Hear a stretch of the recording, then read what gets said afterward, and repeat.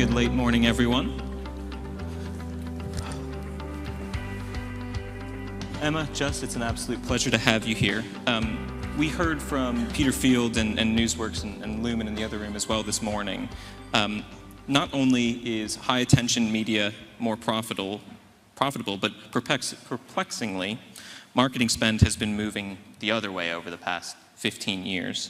And we see that with AA Warc data as well, the latest update, spend growing in search, online display platforms, and falling in news brands, magazine brands. And so I want to talk to you today about that trend, what Ozone is doing as a platform to compete with the platforms, and then Jess also from the agency perspective, of course, what you're hearing from your clients and what they need. And so I would like to just start by asking, what do you think explains the trends that we've been seeing? And Jess, why don't you start us off? I think what explains the trends is that everyone is quite hooked on potentially performance. When I talk about performance, I mean more Google and Meta. And because it feels quite good, and it makes us look good when we've got some brilliant numbers on a spreadsheet. And we've become quite attached to it as a platform to be able to see very quick returns on spend. I think it's a trend that's happened due to people basically starting to shit their pants and have to prove things very quickly. It's not to say it's bad, by the way. I'm not against any of this. Platforms are great, tech first. But there's clearly other ways and other mixes and other things that we can do to get those returns for clients as well. Emma, what do you think? I think we need to look at the data. There's definitely nuances within there. Who exactly is spending, and it doesn't break it down. But I think it's widely acknowledged that actually social media, a large chunk of their spend is made up of the long tail of their SME, and they're very much kind of like performance focused. So we just looked at the top, say, 350 brands. It might tell a different story. And I think we need to look at kind of like why people use these platforms as well. They get that huge scale, they deliver outcomes for the brands, and probably most importantly, it's really simple and easy to use. And that's exactly why Ozone exists. We deliver all of that, but just kind of at the better end of the web. So we very much are that platform alternative. You've got a lot going on at the moment at Ozone. You've got a new positioning, and you're trying to take on the platforms. There's a US expansion effort, as well as a hiring spree that you've been going on, and at the moment, there aren't necessarily a ton of hiring sprees going on. So what are you trying to accomplish through all of this, and what's your strategy for doing that? It's been really busy, yes. We've got new products, new people, new publishers, new markets. It's been busy. And actually something we're really excited about is what we've been taking to market. It's very much our new narrative about Ozone, the audience connection platform, which really encapsulates exactly what Ozone does. And that's very much an easy way for brands and advertisers to access their audience within audience-first environments.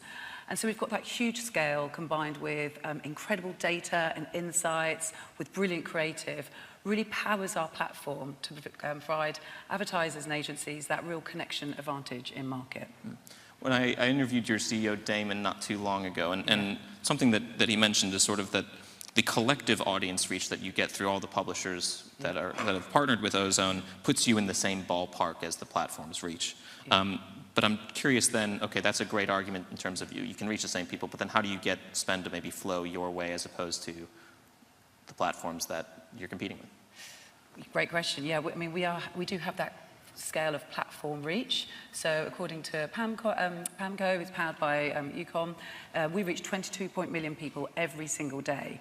And to put that in perspective, it's up there, YouTube do 28 million, Amazon's 22, and TikTok just 10.3. And so our point of difference really much echoes what the Newsworks researchers this morning. We reach people who are highly engaged in our content, where people come to be informed, inspired, entertained every single day. And when you've got that engagement, you get that higher attention, and we know that delivers, effectiveness for our clients. Jess, how do you pitch publishing in to clients? So publishing is a really fantastic environment to speak to communities, tell stories, be in really contextually relevant places. And I think in a lot of ways, in particular news rather than a magazine perspective, what's going on in the world is pretty scary.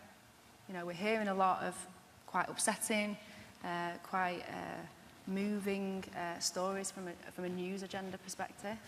And there can be an element of clients in particular thinking, do I really want to be surrounded by that? But I think the great thing about a publishing environment is that told in the right way, with the right information and with empathy and understanding of what's happening in the world today, you're speaking to people when they're the most attentive. They want to know from a trusted source what is happening in the world, and also what's happening in interiors and what's happening in beauty and what's happening in fashion. So I think finding communities in the purest sense, publishing is a fantastic place for us to start. And so in terms of our business, our clients, it's quite an easy sell. If you are interested in things and you see yourself as part of a community, publishing is a place to start. What other types of concerns, you mentioned sort of the brand safety concerns, what other types of concerns do clients commonly raise around spending in publishing? I think it's not like one size fits all. Every brand has got a different brief, every brand has got to do something differently in order to power their business results. And I think, you know, again, back to the point of the content that we are seeing, the world is changing. It's not going to calm down anytime soon. That's going to be happening in the future. And I think if you've got a choice there, do I go in this place where I could be surrounded potentially by quite sad or scary news, or do I put it into a platform that, you know, I can't really see? Spreadsheet looks okay. It's really formed by whatever our audience wants to see and whatever they're consuming. And so the sort of onus isn't really as stark as it is when it is from a publishing perspective. So brand safety is a thing. Also, I think people in our industry in particular, and I say this with a big smile on my face, we can clutch our pearls quite a lot about what people like to read and listen to and watch and see, because as a media and marketing community, we take it quite seriously. We're generally very liberal, and if things don't align with where we see ourselves, we can be very quick to think that can't be right for a client or that can't be right for a brand. And the reality is, definitely within news brands, definitely within publishing, it doesn't really matter. Your customers, 95% of them are not in market now. And so you have to be in the places that they are in all of the time. And it doesn't matter if sometimes that doesn't align with our own personal values. The whole of the UK, we're a bit of a mash-up. That's good. We need to speak to people wherever they are.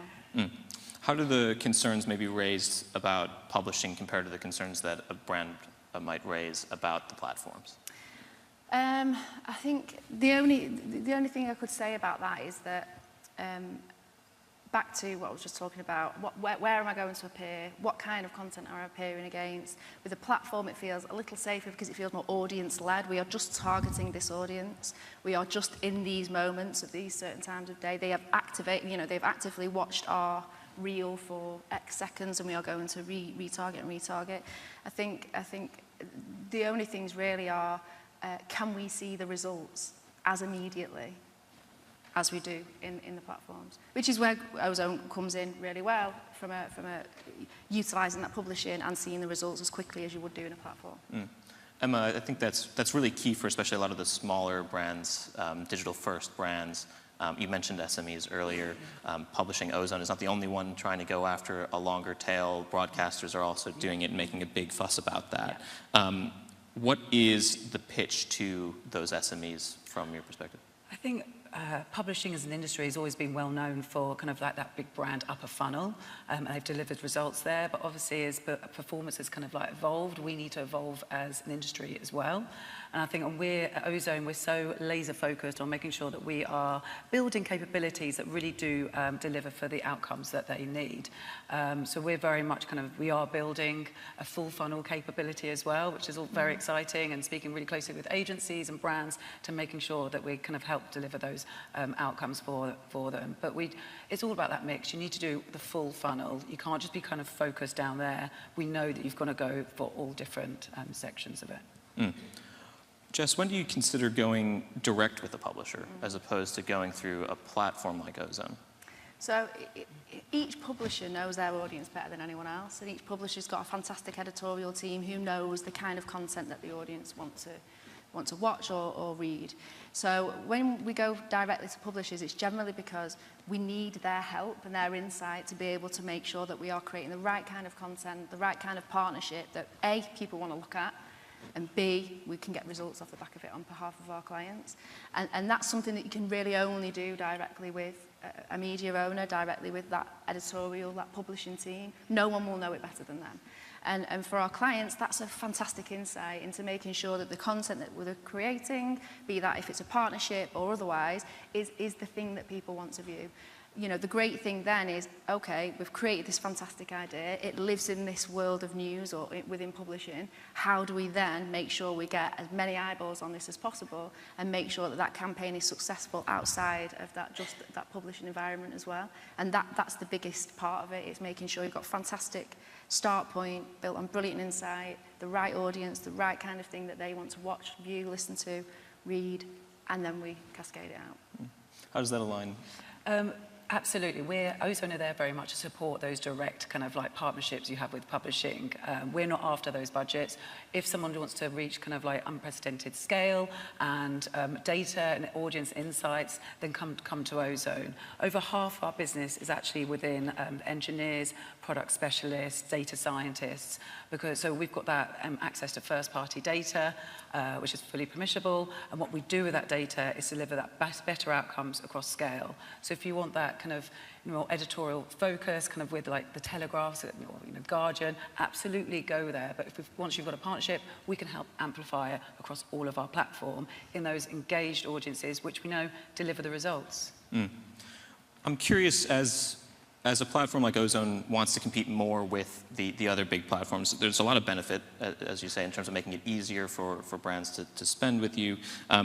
Is there also a potential race to the bottom? How do you make sure that some of the critiques that we've heard today about some of the platforms, which I'm sure many in the audience, first of all, probably disagree with and have had great experiences with the platforms, but how do we make sure that some of those common critiques aren't applied to another media channel? So we've probably heard recently about media wear out of budgets. I think Taboola had some research recently. It's just not working as effectively as it used to. It's not as efficient. So we think adding Ozone onto a plan very much kind of complements it. We're not saying take all your media budget out and put it over here. It's all about just having that balance and making everything work harder. You know, we need to continue to keep having these options. Mm-hmm. What do you think about that, Jess? I think the starting point for any client, and definitely for us, for any brief, for anything that we're working on, is you have to start with, why should people give a shit about my brand? Why? That's the first thing that we need to figure out and come to an idea with, and then we talk about the tactics after. And I think, you know, part of that will be platform, part of that will be, you know, higher awareness, part of that could be any mix that we want. But I think that has to be the starting point. We all believe and think that our customers are out there thinking about us all day, every day, dreaming about us and got us on their favourites list, and they haven't. They really haven't, because we're all customers as well, and we're not out there thinking about brands all the time. So the biggest question has to be why, and then tactics. And what tactics do you tend to push brands? Don't be asking me my secret. Well, I mean, I'm telling all these. Like. No, it's got to be the right blend in terms of, you know, we work with a lot of clients, differentiation, you know, kind of different kinds of spend levels. We have to think about the tactics, things like creating what we call media lightning bolts. So how do we surround culture and moments for our audience and have disproportionate impact in that time? We can't be everywhere all the time. We can't be trying to outspend our competitors. So the way that we do that is by really honing into cultural audience moments that we can completely surround on behalf of our clients. And that's one tactic, but I'm not telling you anymore. Looking ahead, what's at risk if the trend continues, as was displayed on this stage earlier, of more spend going to platforms, lower attention mediums? What are brands losing out on if there isn't some sort of a course correction? So I think a big thing here for me is if all media owners actually try to play the game of being a platform, they will definitely lose. These guys started out in tech. They have been tech first since the very, very beginning. Not really about people, not really about audiences. They are there with their platforms, and they are very, very successful at it. If we continue to try and copy them, we are absolutely on a hide into nowhere. They will always win. One thing that they can't do is create things that people and humans like to be involved with, like to read, like to watch. And that is where we have to stay focused, and particularly from a news brand perspective. You know, let's not forget the power of the stories that we're telling. There's so much misinformation. It's completely deregulated. Again, it's not bad. I'm not saying that this is a bad place, but we have to be careful that we don't lose sight of what's really meaningful on behalf of our clients and and the stories that we need to tell in the right regulated moments and places. I mean, if we continue that trajectory, what's going to happen? There's going to be less money that goes into journalism, less, we don't have a free information economy, and is that a society that we want to live in misinformation? We really don't. So we really need to kind of make sure that we're investing in a world that we want to live in. I was struck by, Jess, you saying that media owners will lose if they sort of blindly follow the platforms. That's not exactly what you're doing at Ozone, but it's also, you're wanting to emulate parts of what make the platform such an easy sell, right? Yeah. So how do you make sure that you're not losing?